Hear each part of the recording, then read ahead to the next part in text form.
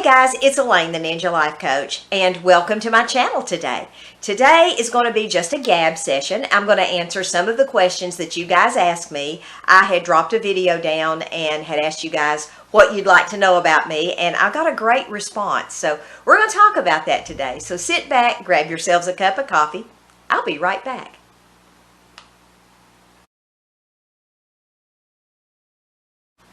Hey everybody, I'm back.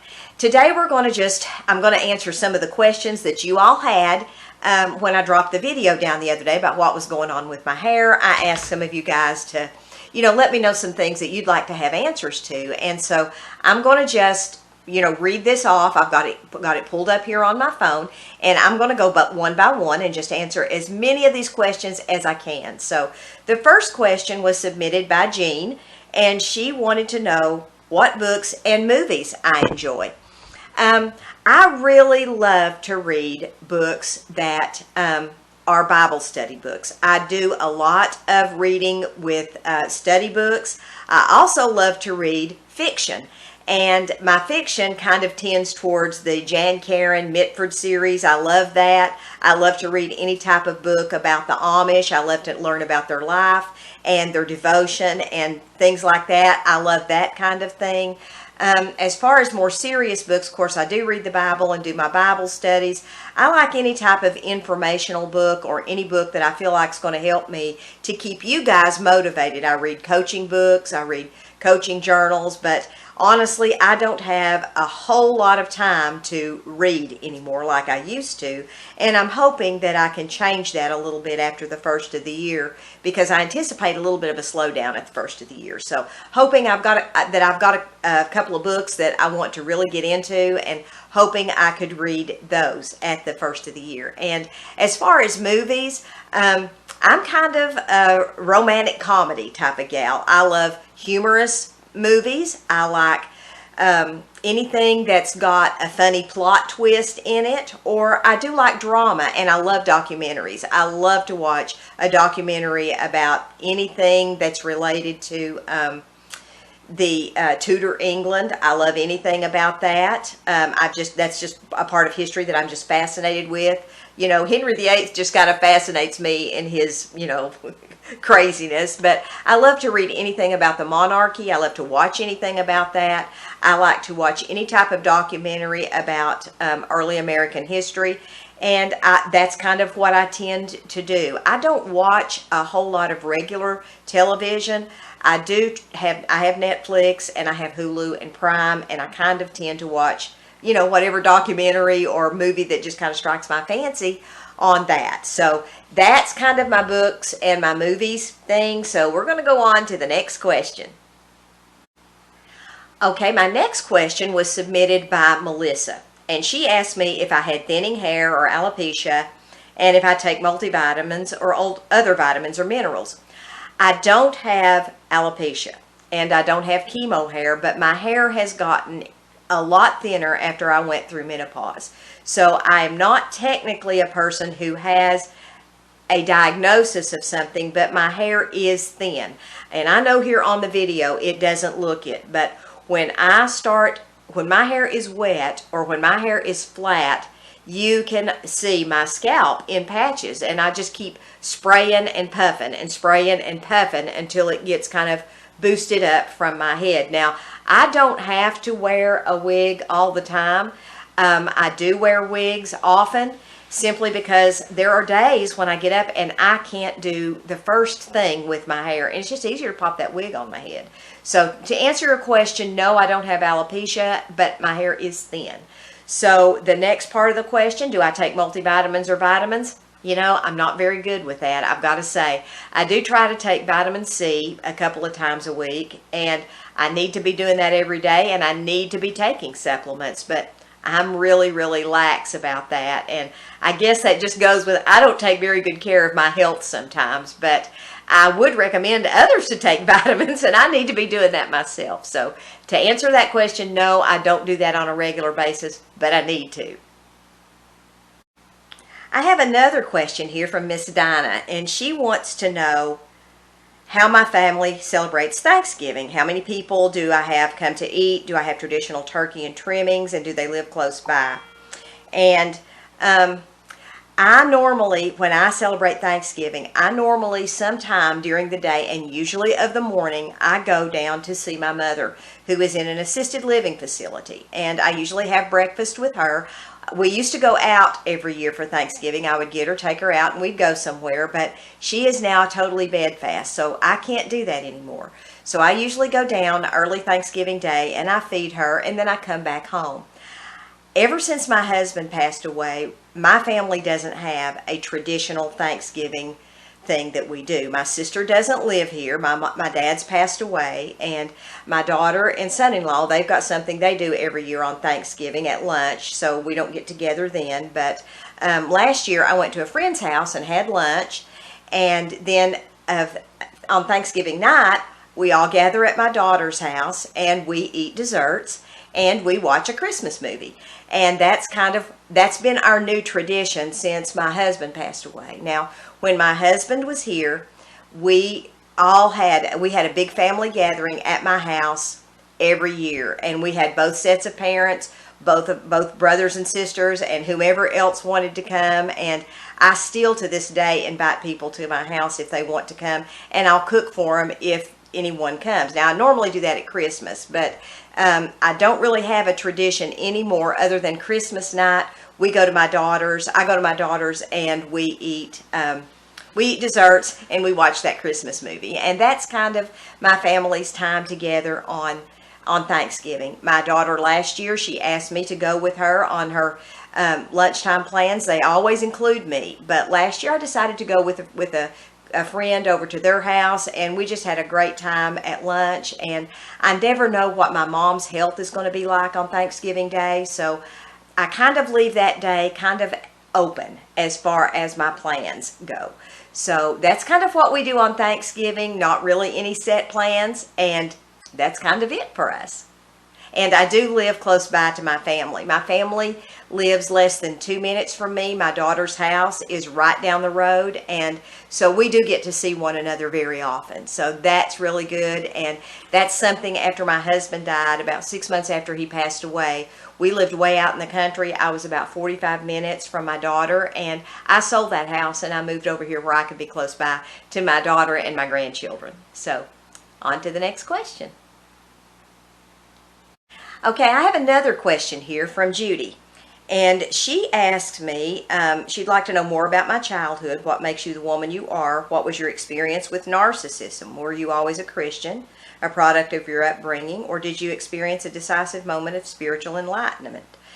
Let me address the Christianity issue first, and then we'll talk about the narcissism. I was raised in a Christian home. My dad was a preacher during my young life, and he was always an elder or a deacon in our church.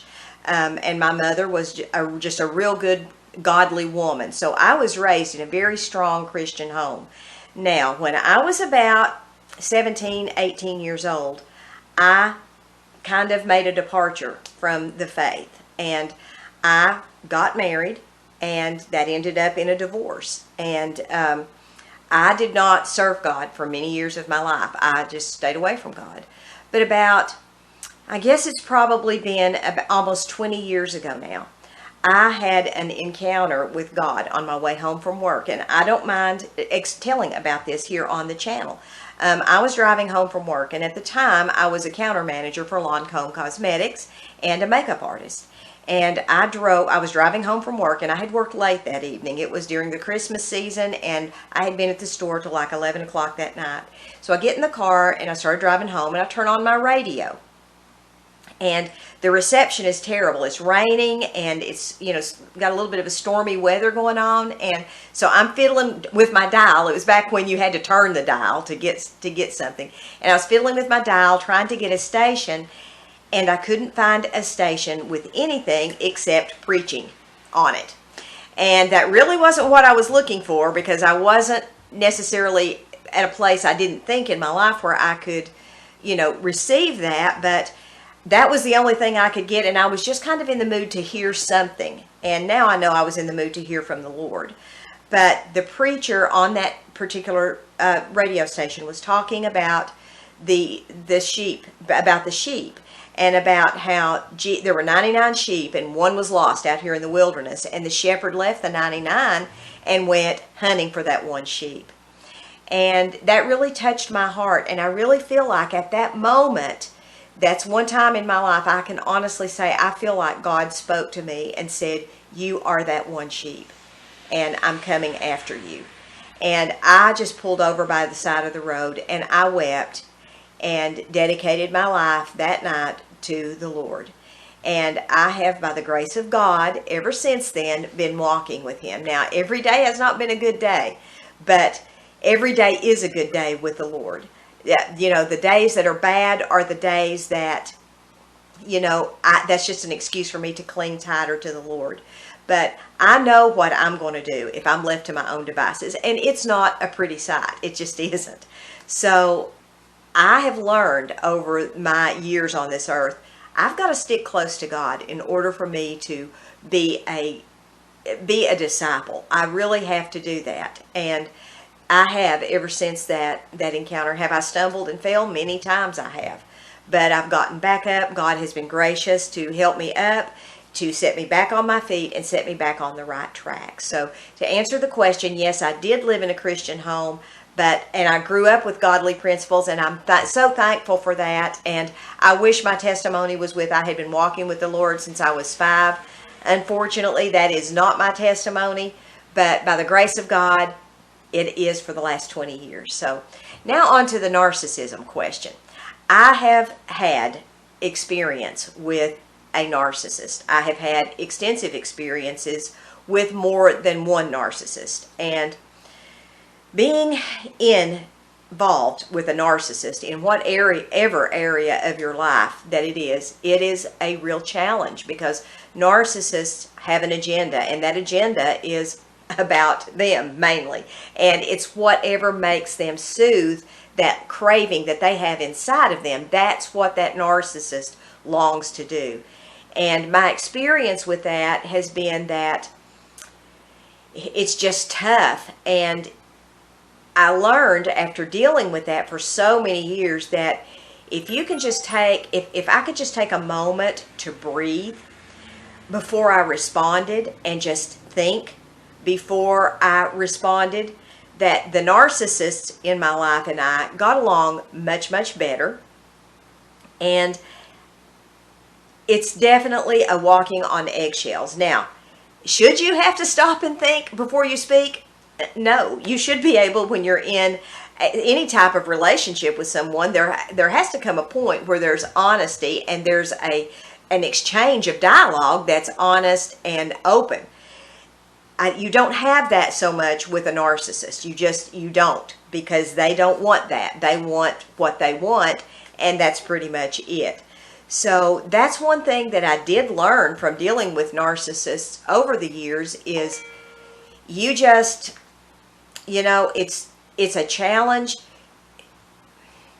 and it's difficult. And I no longer have the narcissists that were in my life. They are no longer a part of my life.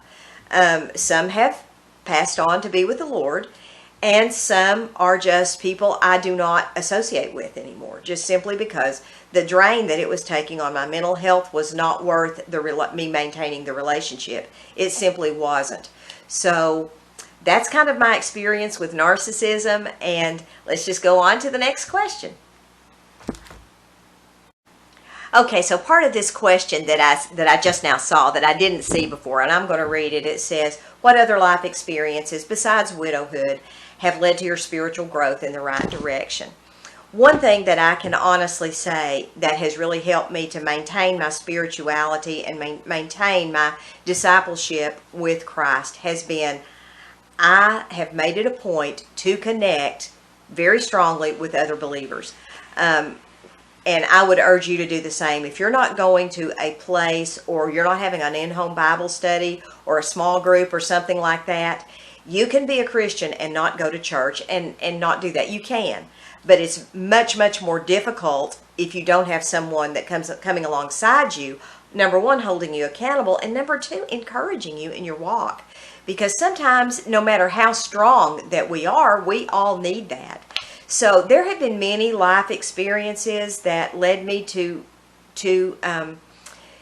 that made me stronger. I think one of the things that made me really strong was when I discovered some of the Christian teachers that I did, and I just started, doing some of their Bible studies and following them, and just, listening to some of the things they said. And they would encourage us, ladies in our, study group to read our Bibles and to think for ourselves and look and see what God has for us and try to find that spiritual journey for ourselves. And I don't mind, sharing with you some of the Bible studies I've done that I think are just wonderful. One of the ones that really changed my life was back, I guess it's probably been 10 years ago now. I did a Bible study about the patriarchs, and it was about Abraham, Isaac, and Jacob. It's a Beth Moore study, and it was absolutely astounding as to how much it opened the New Testament up, the Old Testament up for me. It really, really gave me a desire to look at all of these fathers of the faithful and see exactly what they went through, look at it from a Hebraic standpoint, and take a look at that, and to look at the Bible as a whole rather than as an Old Testament and a New Testament. It's all one book, and it all fits together. Some of my life experiences are this. I have been divorced, and I'm a widow, of course. My dad has passed away. My daughter has had a miscarriage, and just, life has just happened.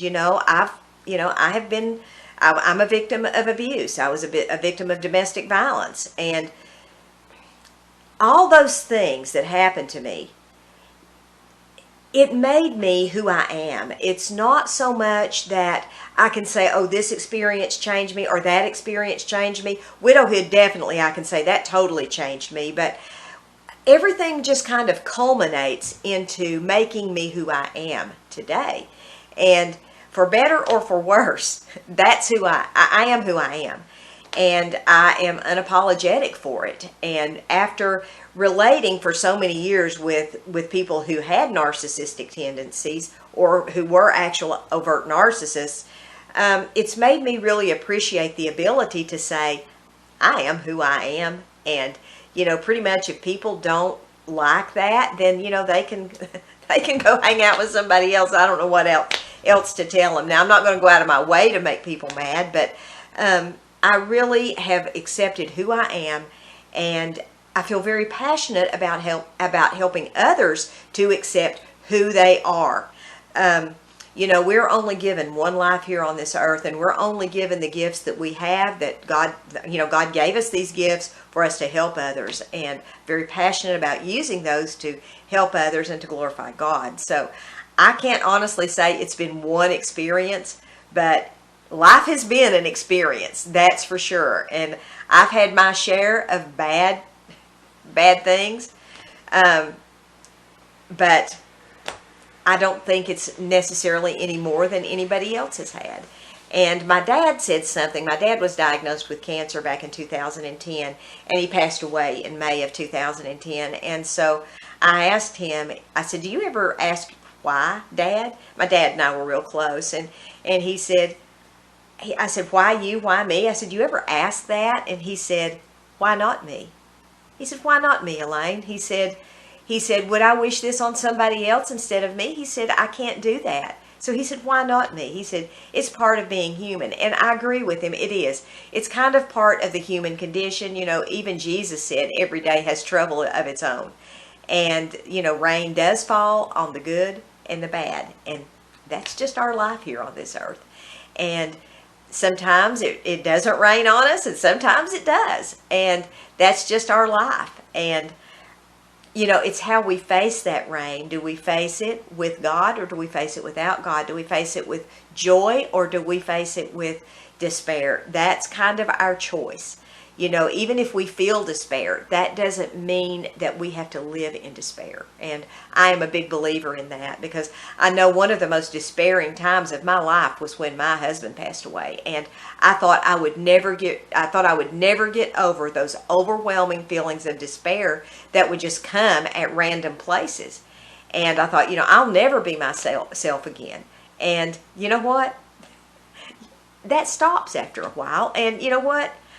I'm not myself. I'm not my former self. I'm a different self. And I was talking to a friend of mine who's a widow, and a recent widow, and she said she just wanted her life back to normal and the way it was. She said, I want my life back to the way it was before. And I had to break the news. Your life is not going to be like it was before. Not ever. Your life has changed forever. But that's okay, because a different life and a good life can coexist. You know, different doesn't mean bad. My life is very different, but I have a wonderful life. I have a good life. And that's thanks largely to the Lord, and thanks to the fact that I had a lot of good friends to help me through it, but also I changed my perspective on widowhood. And it really has allowed me to see things that I didn't see before. And I am not grateful that I'm a widow. I'm not. But I am grateful for the lessons that widowhood has taught me, because they're life lessons I'll never forget. I hope you guys have a wonderful day, and I hope you know a little bit more about me now than you did before. You guys visit my website when you get an opportunity, and I'll have I'll drop a link down to everything in the description box below, so you can look at all the stuff that I just seem to get involved in doing. So you guys have a wonderful day. God bless you. Love you guys. Maranatha.